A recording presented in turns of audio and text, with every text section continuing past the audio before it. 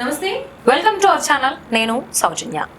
గుడివాడలో ఉన్నటువంటి గుడ్లవల్లేరు ఇంజనీరింగ్ కాలేజ్లో బాత్రూమ్స్లో, అది కూడా లేడీస్కి సంబంధించినటువంటి బాత్రూమ్స్లో సీసీ కెమెరాస్ పెట్టి వాళ్ళ చిత్రాలను చిత్రీకరించారు. ఆల్మోస్ట్ అవి 300 వరకు ఉన్నాయన్నట్టుగా మనకు వార్తలు బయటకు వినిపిస్తున్నాయి.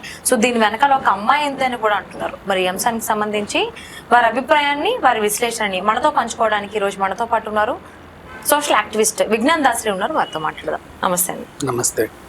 సో అంటే కోల్కతాలో ఒక అమ్మాయి మీద జరిగినటువంటి అత్యాచారానికి సంబంధించి మర్చిపోకముందే దాని గురించి ఇంకా నిరసనలు జరుగుతూనే ఉన్నాయి. మళ్ళీ ఇప్పుడు అమ్మాయి బాత్రూమ్స్లో, అది కూడా ఒక ఇంజనీరింగ్ కాలేజ్లో, గుడివాడలో ఉన్నటువంటి గుడ్లవల్లేరు ఇంజనీరింగ్ కాలేజ్ లేడీస్ హాస్టల్లో, సో లేడీస్ వాష్రూమ్లో సీసీ కెమెరాస్ అమర్చి వాళ్ళు ఏదైతే అక్కడ చేస్తున్నటువంటి కార్యక్రమాలని, ఆ కార్యాలయాలను చిత్రీకరించారు. ఆల్మోస్ట్ 300కు పైగా వాళ్ళ దగ్గర వీడియోస్ ఉన్నాయని చెప్పిన వార్తలు బయటకు వచ్చాయి. సో అంటే ఇది వాంటెడ్లీ ఒక అమ్మాయి చేయించారు అని కూడా మనకు తెలుస్తుంది. దీని గురించి మీరేమంటారు? యాక్చువల్గా ఏం జరిగింది, ప్రజెంట్ వచ్చిన వార్తల కథనాల ప్రకారం ఎవరి పేర్లు ఎత్తకూడదు. ఎందుకంటే వాళ్ళు చేశారో లేదో తెలియదు, ప్రజెంట్ అనుమానాలు మాత్రం. అవును, ఆల్మోస్ట్ 90% కన్ఫర్మ్ అయినా కూడా ఇంకా తెలియాలి కదా. అందుకని చెప్పేసి ప్రజెంట్ ఉన్న వార్తల ప్రకారం ఏంటి, ఇంజనీరింగ్ కాలేజ్ చదివే ఫైనల్ ఇయర్ చదివే ఒక అబ్బాయి, అందులో ఫైనల్ ఇయర్ చదివే ఒక అమ్మాయి, హాస్టల్, బాయ్స్ హాస్టల్ వేరు, గర్ల్స్ హాస్టల్ వేరు. వీళ్ళు ఎందుకో ప్రేమించుకున్నారు. సరే, ఇక ప్రేమించుకున్న తర్వాత ఏదో ఉండాలి కాబట్టి ఓయో రూమ్కి వెళ్ళారు ఒకసారి.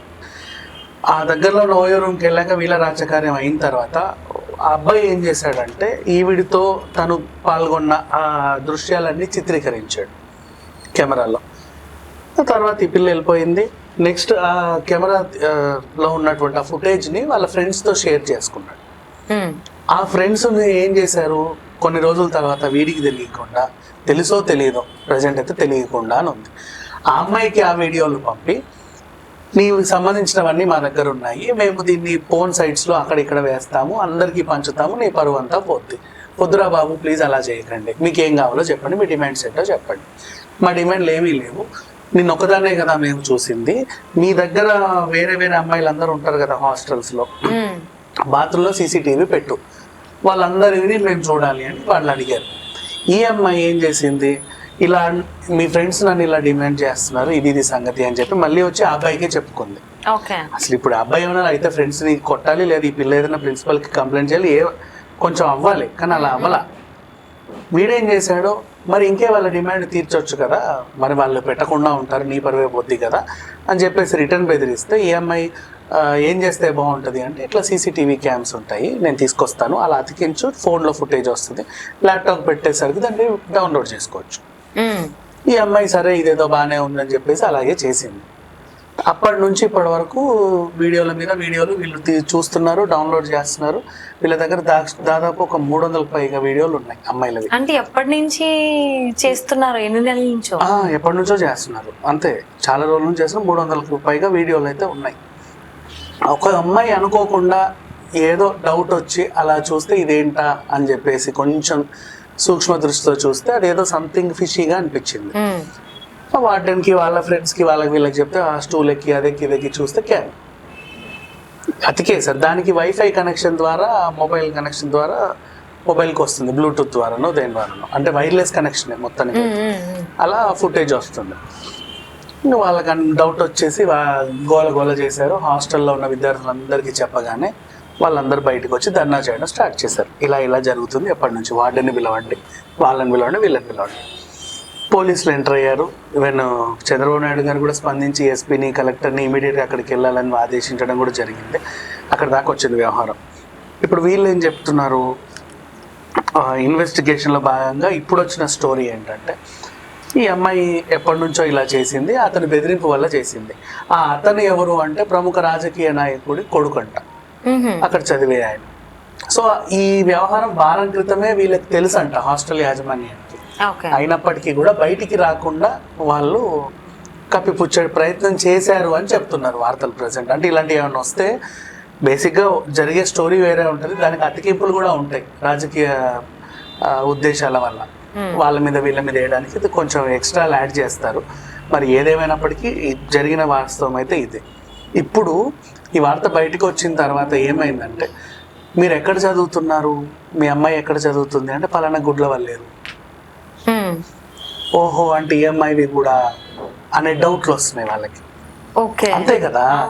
ఇప్పుడు ఆ కాలేజీలో చదివే అమ్మాయిలందరికీ డౌట్. 300 వీడియోలే, అక్కడ 3000 మంది ఉన్నారు, అందరూ ఎవరా 300 అనేది కూడా తెలియాలి కదా. అలా అని చెప్పి అందరు వీడియోలు చూడలేరుగా. మళ్ళీ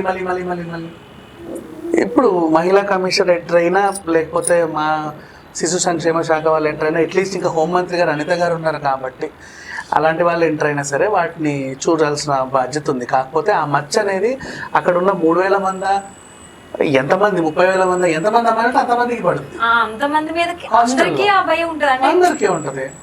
ఏ టైంలో ఆ వాష్రూమ్ యూజ్ చేస్తారో ఎవరికి తెలియదు కదా, గుర్తుండదు కదా. ఆబ్వియస్లీ ఇప్పుడు ఇక్కడే స్టూడియోలో ఏదైనా సిస్టమ్ పెట్టామనుకో, రోజు 100 మంది గెస్ట్లు వస్తారు, పోతా ఉంటారు.